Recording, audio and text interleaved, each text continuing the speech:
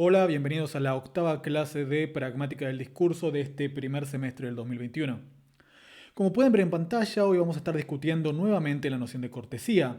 La clase pasada introdujimos el problema de la cortesía a nivel lingüístico y discutimos algunos autores que, presentaron unos acercamientos, si se quiere, tempranos al problema de la cortesía.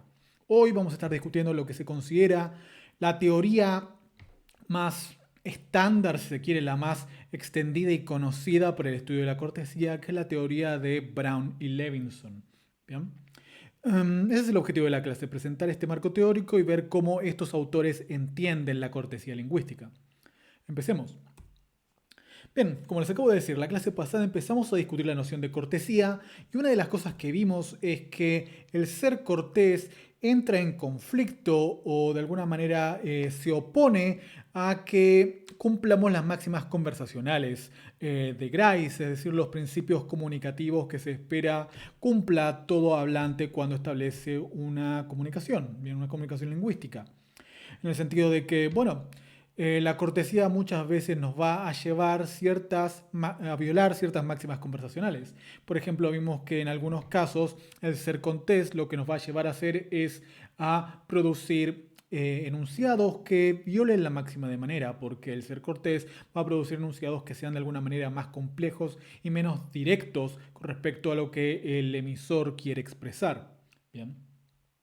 Y por esta razón es que discutimos las teorías de Lakoff y Leach, porque estos autores lo que hacen básicamente es postular reglas de cortesía, principios de cortesía, que se aplican y tienen el mismo nivel que el principio cooperativo de Grice.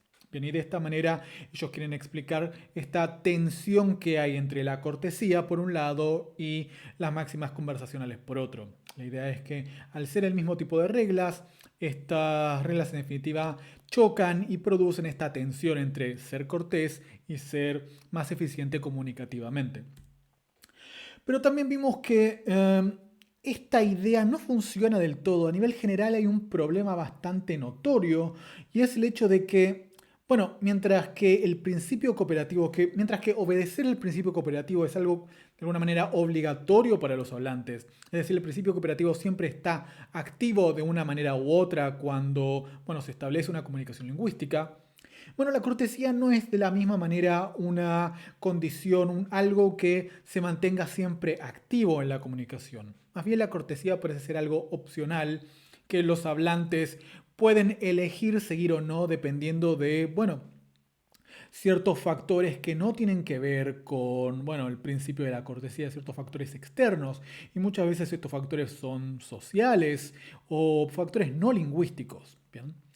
Entonces, parece ser raro adoptar una teoría como la de Lakoff y la de Leach, en las cuales el principio cooperativo se pone básicamente en el mismo lugar que los principios de cortesía, que las reglas de cortesía. En definitiva, la cortesía y el principio cooperativo parecen ser dos cosas distintas en el funcionamiento de la lengua. Y justamente en este problema, entonces, ¿cómo explicamos la cortesía? En este escenario es donde vamos a introducir la teoría de Brown y Levinson, que acá está citada como 1987, pero la primera versión es del 78, ¿ok? Acá simplemente voy a estar citando el libro del cual tomo fragmentos, que es el libro del 87. Básicamente la teoría de Brown y Levinson es una teoría universalista sobre el estudio de la cortesía. ¿Qué quiere decir que es una teoría universalista? No es una teoría que va a ver a la cortesía como una conducta que es aprendida y que, se le debe enseñar a los niños cuando están creciendo y que la cortesía es algo que hacemos por básicamente un mandato social, si se quiere, sino que ellos van a entender que hay una cierta dinámica detrás de el ser cortés, una cierta dinámica que se va a reproducir en distintas lenguas y a través de distintas culturas. Bien. Y vamos a estar viendo cuáles son los factores que hacen que esta dinámica se cumpla y cuál es, básicamente el funcionamiento de este sistema en definitiva que proponen Brown y Levinson. Y vamos a estar viendo que la noción central en el sistema de Brown y Levinson es la noción de imagen, que en inglés esto se dice face, ¿bien? Básicamente, imagen es la traducción que vamos a estar haciendo del término inglés, face. Si leen el artículo, bueno, no el artículo, si leen el capítulo correspondiente de Escandel Vidal, van a ver que ella en vez de decir imagen, dice imagen pública. Es básicamente lo mismo. En la clase de hoy vamos a estar hablando de imagen para, bueno, referir a la noción de face de Brown y Levinson y la noción de imagen pública que utiliza Escandel Vidal. ¿Qué razones tenemos para adoptar una teoría universalista de la cortesía?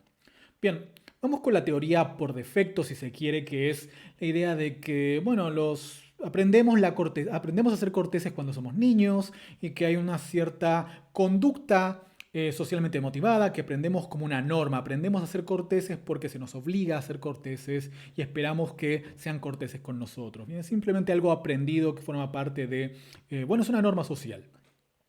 El problema con este tipo de explicación es que hay, bueno, ciertas observaciones importantes con respecto al funcionamiento de la cortesía que este tipo de explicación no puede capturar.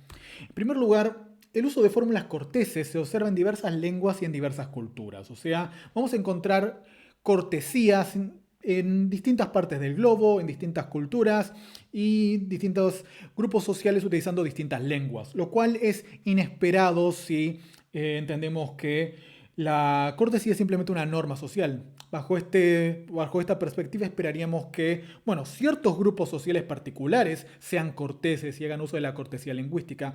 No esperaríamos que fuera un fenómeno tan ubicuo, si se quiere, a través de las culturas y a través de las lenguas. El hecho de que haya fórmulas de cortesía en distintas lenguas, en distintas culturas, muestra que hay algo un poco más profundo que el mero establecer una norma de carácter social un poco arbitraria que es la de ser cortés. ¿Bien? Además, lo que observan Brown y Levinson es que parece ser que el uso de fórmulas corteses, el hecho de ser cortés, obedece a una serie de factores más o menos regulares, una serie de factores frecuentes que llevan a ser cortés. Y estos factores no solamente se dan en nuestra cultura, sino que se dan en otras culturas bastante distintas. Vamos a retomar un pequeño fragmento de Brown 2017 en el que ella observa cuáles son estos factores que parecen incidir en el hecho de ser cortés o no. El primero de ellos es, bueno, cuando hay algún tipo de diferencia social entre emisor y destinatario. Vamos a estar retomando esto luego. Por ahora, veamos cómo funciona esto a nivel más general. La idea es que si hay una diferencia social entre dos personas, básicamente la persona que tenga una posición social un poco más baja va a tender a ser educada con la que tenga, va a tender a ser más cortés con la que tenga una posición social más elevada, por así decir, ¿bien? Y esta va a ser una relación de una sola vía, ¿bien? O sea, la persona que está más abajo socialmente, si se quiere, va a ser educada con la persona que está más arriba, pero no a la inversa. La persona que está más arriba no va a necesitar ser educada con la persona que considera es inferior o está más abajo en la escala social. Bien, más allá de si esto está bien o esté mal, tenemos que observar que esta es una dinámica que se da en diversas culturas y esto de estar más arriba o más abajo es simplemente una manera como para capturar este patrón general. Otro factor que va a incidir en el uso de fórmulas de cortesía es la distancia social. Básicamente, si nosotros conocemos o no a otra persona. Si una persona es desconocida, vamos a tratar a esa persona de distinta manera a que si, bueno, somos familiares con la persona, si la conocemos bien a la persona. Y en este caso, la cortesía va a ser simétrica, si se quiere. O sea, si nosotros somos amistosos con una persona porque la conocemos de hace tiempo, se espera que esa persona también sea amistosa con nosotros porque nos conoce hace tiempo. Y de la misma manera, si hay un extraño y nosotros tratamos al extraño cortésmente, se espera que el extraño nos trate cortésmente justamente porque tampoco nos conoce. Bien. El tercer factor que vamos a mencionar es que en toda cultura hay un cierto grado de, un cierto tipo de conductas que van a implicar algún tipo de imposición, algún tipo de molestia para el destinatario. Por ejemplo, cuando le damos una orden a alguien. Bien. cuando le damos una orden a alguien, cuando le damos un consejo a alguien, como que estamos invadiendo su, si se quiere, dominio personal. A partir de, bueno, vamos a ver cómo funciona esto a partir de la noción de imagen. El punto es que cuando le damos una orden a alguien o cuando le damos un consejo a alguien, cuando estamos invadiendo su área personal de alguna manera bastante abstracta, tendemos a ser más corteses, tendemos a tratar de pedir permiso o pedir disculpas al imponer nuestra postura, al imponernos, al dar una orden o al tratar de darle un consejo a alguien, ¿bien? Esto también se observa en distintas culturas. En distintas culturas, cuando se le da una orden a alguien, por ejemplo, y esa persona, por ejemplo, es un par, se busca ser cortés, se busca modalizar, si se quiere, la orden y suavizarla un poco. ¿Bien? Estos son tres criterios, tres factores que se observan ubicuamente para el uso de fórmulas de cortesía. Y no solamente los factores para ser cortés parecen ser ubicuos, sino que también muchas de las fórmulas de cortesía parecen ser bastante, bueno, generales, parecen observarse en distintas lenguas. Vamos a dar algunos ejemplos con respecto al español. En distintas lenguas se observa que hay patrones prosódicos marcados que marcan cortesía. Por ejemplo, traten de prestar atención al siguiente contraste. Es un contraste fonológico prosódico que voy a marcar ahora. Supongan que un niño le está pidiendo a la madre que le compre un juguete. El niño puede decir en un tono más bien neutro, mami, cómprame el juguete. Pero es mucho más cortés, mucho más expresa mucho más el deseo del niño de que la madre ejecute la acción que el niño le está dando, si se quiere, la orden que el niño le está dando, si el niño lo dice de la siguiente manera. Mami, cómprame el juguete o algo similar. Bien, todos hemos escuchado a un niño decir algo así y no solamente a niños hablar algo así. Bien, ese es una manera en la cual a partir de un recurso prosódico, a partir de manipular la melodía de la oración, se está dando, bueno, expresando una mayor cantidad de cortesía, por decirlo así. ¿Bien? Y hay muchas lenguas en las cuales, si bien no es el mismo patrón prosódico que el que acabo de intentar de imitar, vamos a observar que al intentar ser corteses, los hablantes cambian la melodía de la oración, la melodía que sería por defecto la que le corresponda a esa oración. Hay otros recursos que también vamos a observar de forma ubicua, como el uso de formas de tratamiento. En este caso estoy tratando de utilizar un ejemplo del español de Chile, donde he observado que es bastante frecuente utilizar diminutivos cuando queremos algo de alguien. En este caso, ya pues Juanito, préstame el auto. Ese Juanito, eso es tratar de mostrar cariño, apreciación por la persona, cercanía, y de esa manera tratar de establecer un tipo de cortesía positiva, bien, como discutíamos la clase pasada. Bien, esta forma de tratamiento de usar el diminutivo cuando utilizamos el vocativo Juanito es una forma de tratamiento de cortesía justamente. Lo mismo cuando en vez de utilizar la forma usted lo tratamos de tú o de vos. También en esos casos estamos tratando de aplicar una forma de tratamiento que puede ayudarnos para marcar cierta forma de cortesía. Hay otros ejemplos, el uso de acto de habla indirecto, por ejemplo. Esto lo habíamos discutido también en la clase pasada. En vez de decirle a alguien que me preste el auto, darle la orden, si se quiere, en términos de una oración imperativa, dame el auto o préstame el auto, podríamos utilizar una forma más indirecta que va a requerir una implicatura para derivar la orden. Bien. Tenemos el ejemplo de 3. ¿Sabrías si podrías prestarme el auto el fin de semana? En realidad, en este caso no le estamos preguntando si la persona sabe si puede prestarme el auto, sino que estamos realizando una petición de que me preste el auto, ¿bien? Y estamos disfrazando esta petición, si se quiere, en una pregunta, para que, bueno, esto suene más cortés. Uso de pronombres plurales, también lo discutimos en la clase pasada. En vez de darle una orden a alguien, en este caso, cálmate, en vez de decir algo así, que es un poco directo, un poco fuerte, lo que utilizamos es el uso de pronombres plurales para, de alguna manera, marcar cercanía y solidaridad con respecto a la otra persona. Entonces, en vez de decirle a alguien que se calme, le decimos, bueno, ¿por qué no nos calmamos un poco? Que suene un poco más cortés. ¿Bien? Y también, como discutíamos la clase pasada, el uso de expresiones impersonales también se considera cortés, es una estrategia de cortesía. En este caso, por ejemplo, estamos intentando dar una orden, No es que estamos dando una orden explícitamente, no es que estamos diciendo que la orden viene de mí, sino que lo que se intenta hacer es mostrar que hay una necesidad un poco abstracta, un poco impersonal de que la otra persona haga algo nuevamente. Entonces, en vez de decirle, haz algo nuevamente y que sea una orden que viene de mi parte, estoy tratando de expresar que hay una necesidad a nivel general, impersonal, arbitraria, de que el destinatario vuelva a hacer algo. O sea, me estoy de alguna manera desentendiendo de la orden y de esa manera estoy tratando de no imponerle mi propia opinión, mi propia orden a la otra persona. Bien.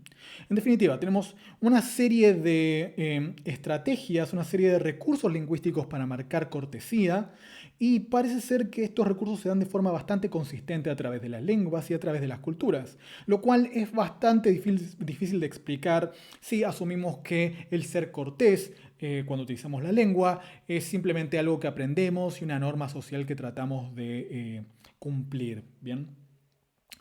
En este sentido, Brown observa lo siguiente. The question motivating Brown and Levinson's approach to politeness is this. Why are these kinds of detailed parallels across languages and cultures to be found in the minutiae of linguistic expressions in socially analogous contexts? Explanations in terms of social norms or rules can account for politeness in a particular social group, but not the cross-cultural patterns, which seem to require a strategic account in terms of what people generally are trying to do when they are being polite.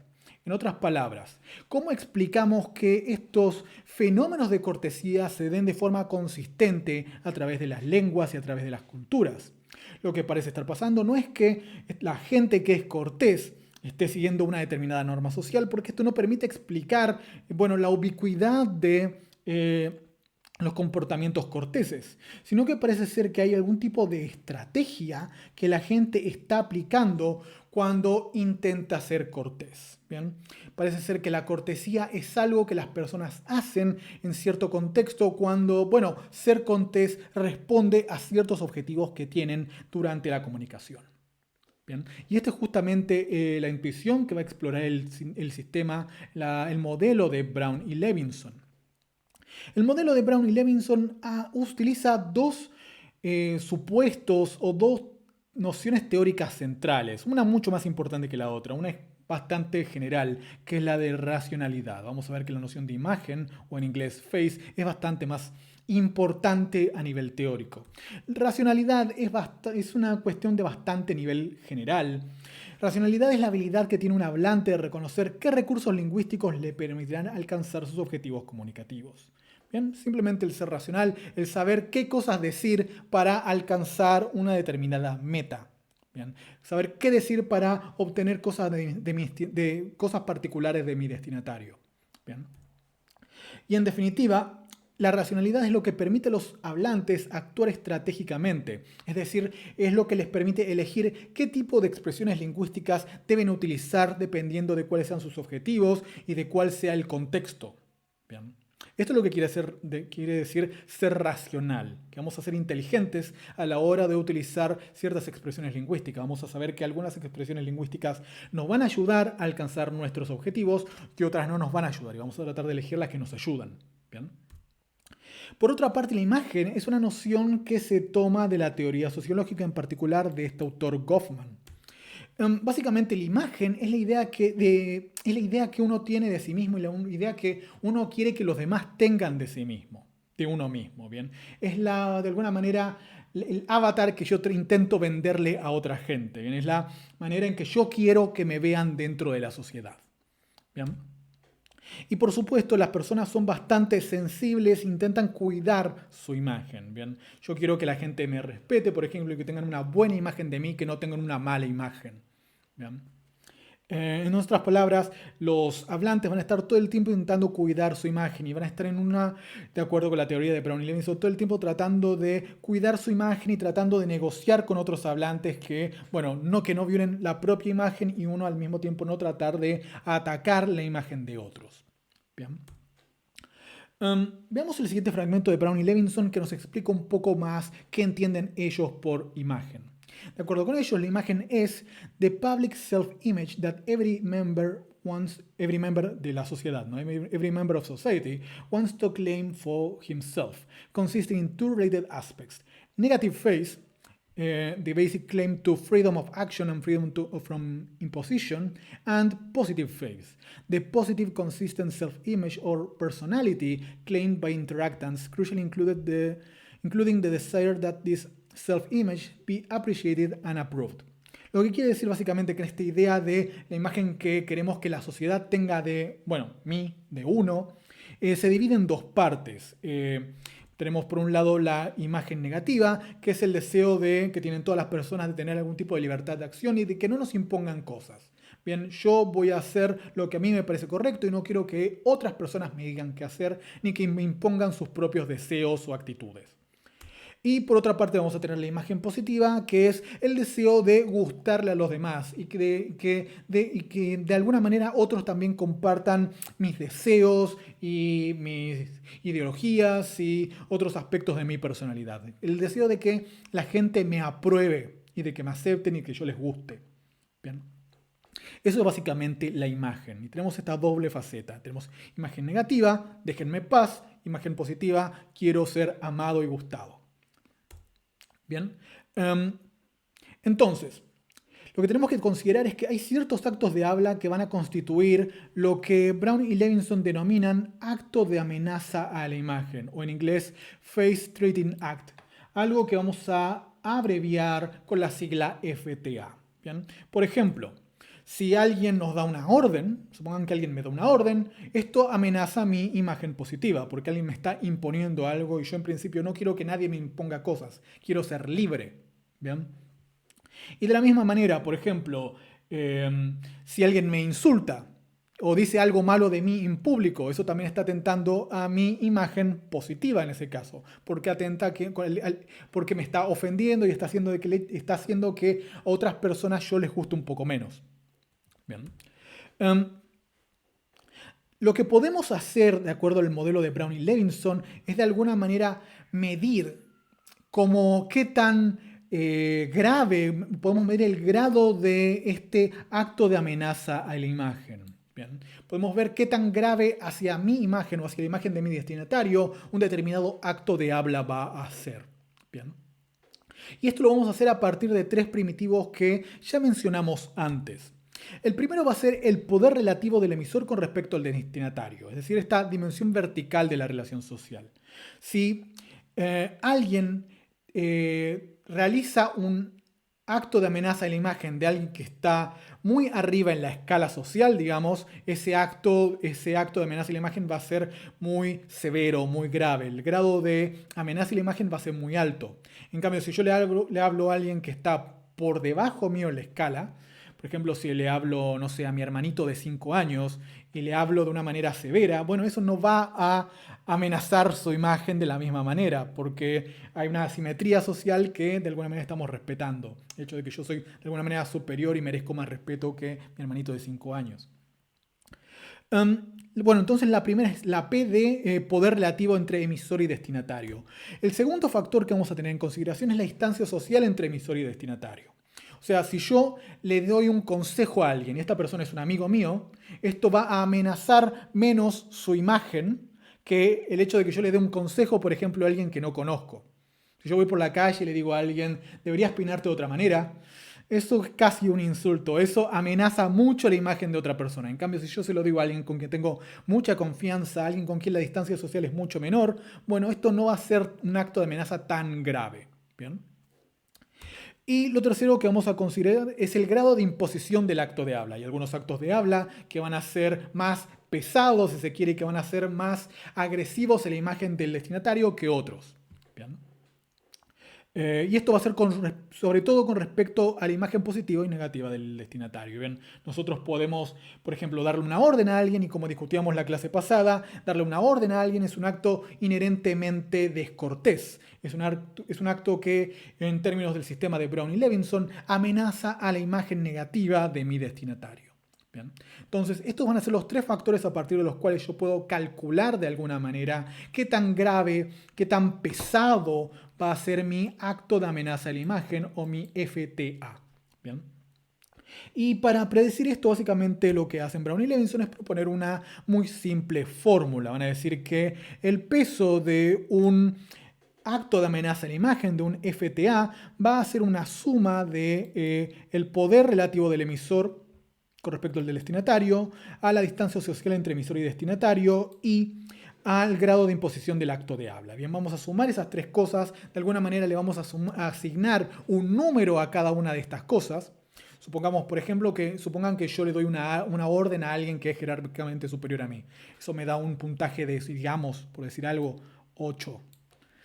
Y esta persona es muy distante socialmente a mí, así que también le damos un 8 a esto. Y le estoy dando una orden, algo que atenta contra su imagen positiva, y esto también da un 8, entonces yo podría asignarle un peso relativo a esto de 24, por decir algo. Bien, no es que estos sean valores reales, es como para darles un ejemplo de cómo funciona esto a nivel abstracto. Supongan por otra parte que yo le estoy hablando a un amigo mío de la universidad. Bien, somos dos estudiantes, tenemos el mismo nivel en términos de poder relativo. Entonces, en ese caso, en vez de poder relativo que sea 8, yo voy a tener voy a estar teniendo un acto de amenaza a la imagen que va a tener un poder de, digamos, 1. ¿Por qué? Porque tenemos básicamente el mismo estatus social. Esto no va a asumir mucho peso. Supongamos que la distancia social también es muy baja porque, bueno, somos amigos y somos cercanos. Y supongamos que en mi acto de habla yo estoy felicitando a la otra persona. O sea, no estoy amenazando ni a su imagen positiva ni a su imagen negativa. Estoy diciendo algo bueno en líneas generales. O sea, supongamos que en este caso el grado de imposición del acto de habla es 0. Bien. En ese caso, mi acto de amenaza y la imagen va a ser 2, lo que va a dar un valor mucho más bajo que el ejemplo que teníamos anterior. O sea que en este caso vamos a tener un acto de amenaza a la imagen mucho menos grave que el otro acto de amenaza a la imagen en el que hablábamos a una persona jerárquicamente superior, a alguien con quien teníamos distancia, y le estábamos dando una orden. Bien. Esa es básicamente la idea general, que tenemos básicamente tres factores que nos van a permitir de alguna manera calcular qué tan grave es lo que le estoy diciendo a esta persona, qué tanto me estoy metiendo en sus asuntos, qué tanto estoy dañando su imagen positiva o imagen negativa. ¿Bien? Tenemos de alguna manera una forma de predecir qué tanto un determinado acto de habla va a atacar la imagen de la otra persona. No es que nosotros tengamos que ponerle números a todo esto, sino que esto es de alguna manera mostrar que hay tres factores que inciden en qué tanto nosotros podemos ofender a alguien o podemos atacar su imagen. Y esos tres factores son el poder relativo, la distancia social y el grado de imposición inherente al acto de habla. ¿Bien? De acuerdo con esta fórmula, tenemos básicamente dos tipos de factores en juego a la hora de calcular cómo un acto de habla va a afectar la imagen de nuestro destinatario. Dos de ellos son factores sociales, o sea, el poder relativo va a depender de la posición social de cada uno de los participantes de la comunicación, va a depender de la posición social del emisor y de la posición social del destinatario. Y lo mismo se va a dar con respecto a la distancia social. Una mayor o menor distancia social es justamente un factor de carácter social. Estos dos factores se van a oponer a el grado relativo, relativo al acto de habla. ¿Por qué? Porque esto va a depender crucialmente de la cultura que compartan emisor y destinatario. No es algo que va a ser social, sino que va a ser algo cultural. Es qué tan grave se vea dentro de esta cultura que una persona le dé a otra una orden, por ejemplo. O qué tan grave se vea dentro de la misma cultura que una persona le dé un consejo a otra persona. Bien. Supongamos que hay una cultura en la cual dar un consejo está muy mal visto o de alguna manera ataca mucho a la imagen del destinatario. Bueno, en ese caso, en esa cultura en particular, el valor de R cuando damos un consejo va a ser mayor. En otra cultura en donde dar consejos tal vez esté más aceptado y no se conciba tanto como un ataque a la imagen del destinatario, en esos casos el valor de R va a ser un valor menor. Y de esa manera es que podemos introducir también dentro del sistema de Brown y Levinson los parámetros culturales. Hay ciertas cosas que si nosotros las decimos en una cultura está perfecto, y si las decimos en otra cultura, bueno, esto se va a tomar como un ataque personal y va a atentar contra la imagen del destinatario. ¿Bien? Esta es la manera en cómo lo capturamos. Básicamente el valor de R va a depender de la cultura específica en la que nos encontremos.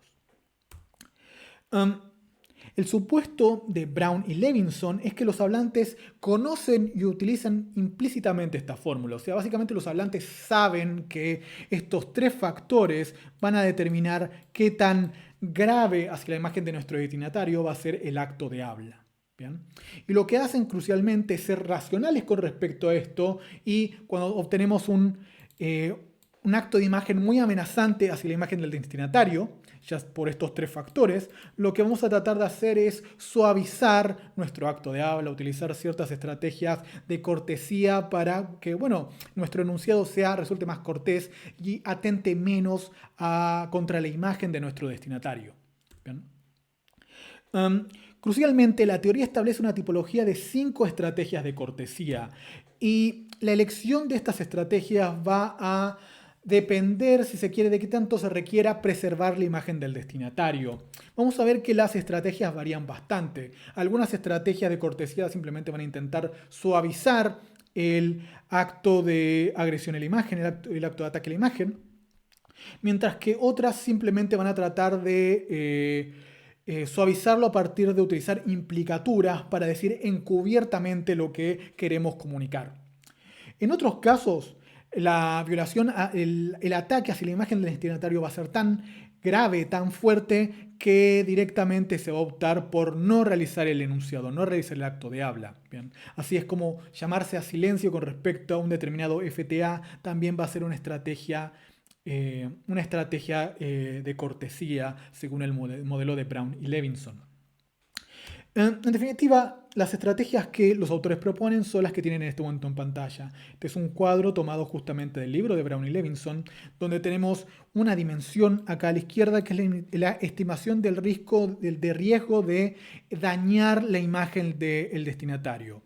Más arriba vamos a encontrar las estrategias que se aplican cuando hay un menor riesgo de dañar la imagen del destinatario, y las estrategias que encontremos más abajo en este cuadro son las que tienen una mayor chance de dañar la imagen del destinatario. Bien. Empecemos de atrás para adelante. Si tenemos una mayor chance de afectar la imagen del destinatario, vamos a tener una alternativa que vamos a ser la que vamos a asignarle el número 5 por asignarle un número, que sea no ejecutar el acto de habla. Bien, no ejecutar el acto de amenaza a la imagen del destinatario. O sea, no hablar, no decir lo que estamos pensando que queremos comunicar. Pero en cambio, si la amenaza a la imagen del destinatario es menor, podemos optar por realizar el acto de habla. Bien. Y en ese caso vamos a tener dos opciones dependiendo de si la amenaza de la imagen es menor, o sea, más arriba, o es mayor. Si la amenaza es mayor, vamos a intentar decir lo que queramos decir de forma encubierta. ¿Y qué quiere decir de forma encubierta? No vamos a decir literalmente lo que queremos decirle a nuestro destinatario para no ofenderlo, sino que vamos a utilizar un recurso que ya conocemos bastante bien, que es el de implicatura. Vamos a decir algo queriendo decir otra cosa, y va a ser responsabilidad del destinatario reconstruir eso que le estamos intentando dar a entender. Es como que nosotros estamos diciendo algo y no nos estamos haciendo cargo de la interpretación que le va a dar la otra persona. La otra persona puede elegir tomarlo como algo que pueda atentar contra su propia imagen o no. Y más arriba tenemos on the record, que es hacer abierto, si se quiere hacer claro y evidente, nuestro acto de habla. Bien. Para hacer evidente nuestro acto de habla, esto va a depender de si nuestro acto de habla es menos amenazante para la imagen, o sea, más arriba en este cuadro, o si es más amenazante para la imagen del destinatario. En este segundo caso, si es más amenazante para la imagen del destinatario, tenemos la opción de utilizar estrategias de cortesía positiva, o sea, básicamente tratar de gustarle al destinatario, tratar de caerle bien, o estrategias de cortesía negativa, que son aquellas que tratan de preservar su imagen negativa. ¿Bien? Y como les dije, en el caso de que el ataque a la imagen del destinatario sea muy menor, podemos optar por simplemente no utilizar ningún tipo de estrategia de cortesía, simplemente decir la verdad a secas, emitir un acto de habla sin suavizar su FTA, sin suavizar el acto de ataque a la imagen del destinatario. ¿Bien? Pero esto se va a dar en ciertos contextos. Empecemos discutiendo este escenario primero, el escenario en el cual no tratamos de suavizar el mensaje, simplemente tratamos de decir las cosas tal y como son, si se quiere. Empezamos de arriba hacia abajo en el esquema que teníamos recién, empezamos por el tipo de estrategia número 1, without redressive action, que quiere decir sin acciones de cortesía mitigantes. Bien, esto quiere decir que nos vamos a apegar al principio cooperativo cuando utilizamos una de estas estrategias, es decir, vamos a buscar una comunicación eficiente y directa.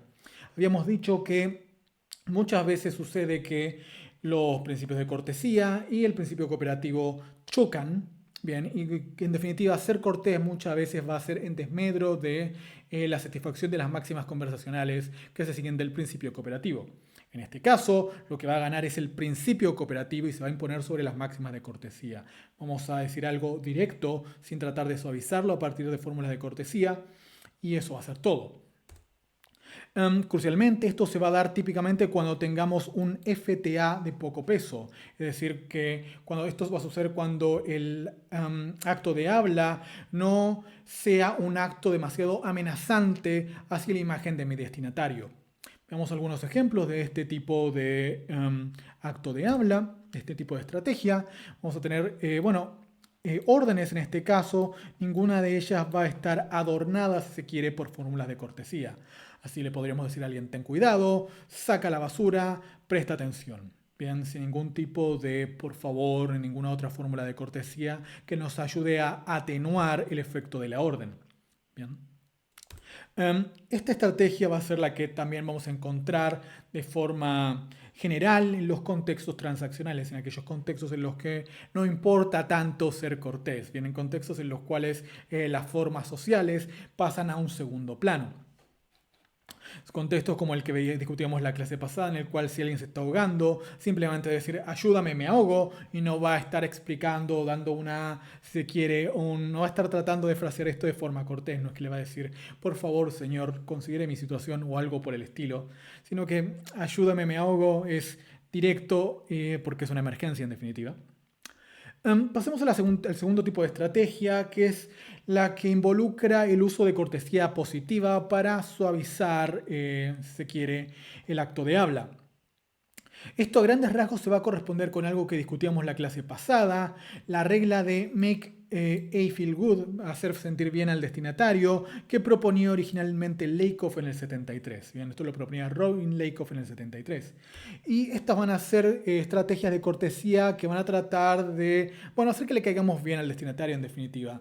Tratar de mostrar nuestro aprecio al destinatario es lo que vamos a hacer, tratar de respetar sus deseos, vamos a tratar de expresar familiaridad, reciprocidad, cercanía. Así, por ejemplo, en vez de decir saca la basura, vamos a estar diciendo algo como saquemos la basura. Vamos a estar tratando de marcar cierta cercanía, cierta solidaridad en esta orden y no vamos a involucrarnos también en el hecho de sacar la basura. No es que la otra persona va a sacar la basura, sino que la sacamos de alguna manera. Vamos a tratar de establecer cierto tipo de equidad. Bien, no es que la otra persona saca la basura solamente, es que, hoy le toca al destinatario, mañana me tocará a mí. Bien. Y también las fórmulas de tratamiento son parte de la cortesía positiva, también como discutíamos en la clase pasada. En este caso le podemos dar la orden a alguien, pero vamos a utilizar una forma de tratamiento que va a implicar cierto tipo de cercanía, cierto tipo de familiaridad. En este caso no solamente estamos utilizando un apodo, el apodo pelado, sino que estamos utilizando una forma de tratamiento que ya discutimos en esta clase, que es el uso del diminutivo para mostrar una suerte de cariño. Bien, saca la basura peladito es bastante más cortés que simplemente saca la basura. ¿Okay? Pasemos a la tercera estrategia. Estamos yendo de lo más descortés a lo más cortés. La tercera estrategia involucra el uso de cortesía positiva. La idea acá es que vamos a intentar no restringir la libertad del destinatario, vamos a intentar no imponernos a nuestro destinatario, que va a ser algo que se corresponda a grandes rasgos con las reglas que también discutía Robin Lakoff, que discutíamos nosotros en la clase pasada, las reglas de don't impose, no se imponga, y la regla de give options, dar opciones a nuestro destinatario, no imponerle algo que deba hacer, sino que darle una serie de opciones para que elija cuál es el mejor curso a seguir. Bien. Esta estrategia incluye también ciertos actos de habla indirectos que se encuentran relativamente convencionalizados y que no resultan ambiguos. Por ejemplo, vamos a encontrar acá actos de habla como por ejemplo el hecho de dar una orden a través de una pregunta. ¿Podrías revisar los informes, por favor? En este caso estamos haciendo una pregunta. pero esta pregunta se interpreta como una orden.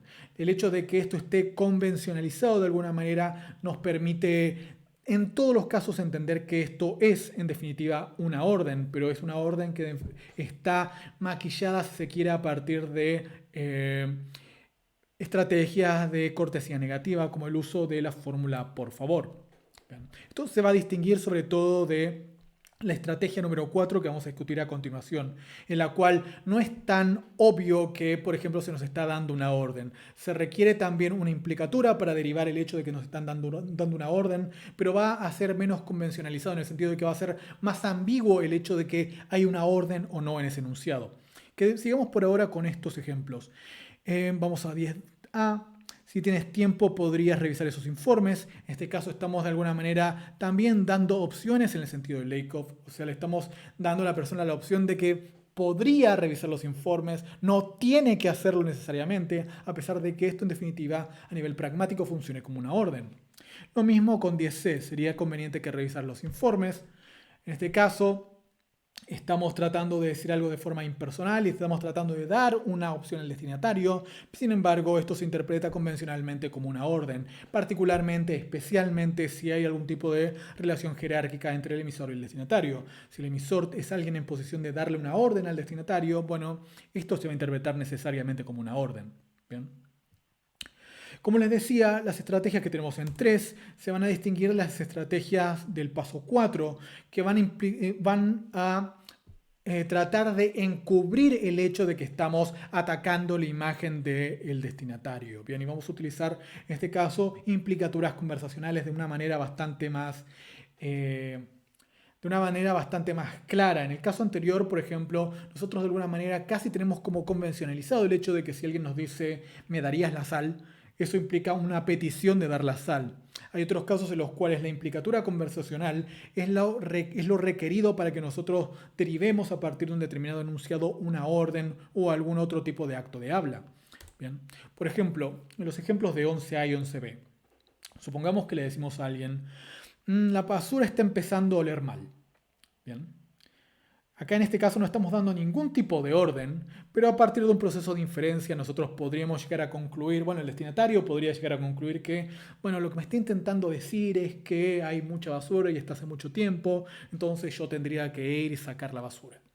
Pero noten que es el destinatario el que está llegando a esta conclusión. No soy yo el que le está dando la orden, no es el emisor el que da la orden, sino que la orden aparece a partir del proceso inferencial que realiza el propio destinatario. Como que el destinatario infiere la orden, yo no se la doy, sino que él la infiere a partir de lo que le estoy diciendo. Bien. Y por tanto, la orden no viene tanto de mí, no es que yo le estoy imponiendo algo, sino que, bueno, el destinatario en sí mismo está interpretando esto como una orden y esto queda del lado del destinatario. Lo mismo en el ejemplo de 11b. Está por pasar el camión de la basura. Yo no estoy diciendo a nadie que saque la basura, sin embargo el destinatario podría inferir que a partir de esto él debería sacar la basura. Bien. O sea que, como tenían acá abajo, en estos casos la interpretación queda a costa del destinatario.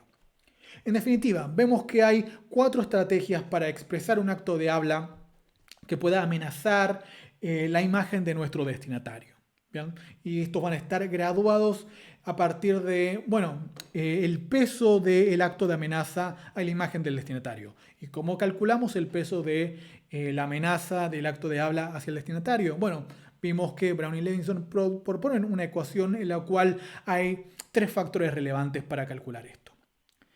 Eso es todo por la clase de hoy. Pasemos a repasar, a revisar qué fue lo que vimos. En esta clase discutimos el modelo de la cortesía de Brown y Levinson 87. Vimos algunas razones para proponer un modelo universalista de la cortesía. Presentamos la noción de imagen.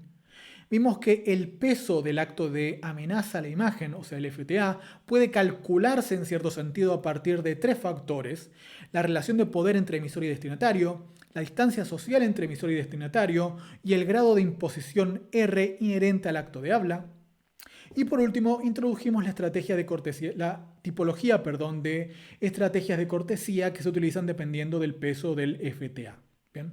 A partir de esta clase lo que tienen que hacer es leer Escandel Vidal 96 de la página 147 a la 153, que es donde ella explica el modelo de Brown y Levinson. Y además tienen que resolver para el viernes los ejercicios correspondientes a esta clase, a la clase 8. Sin nada más que agregar, me despido y nos estaremos viendo en la clase sincrónica del viernes. Hasta luego.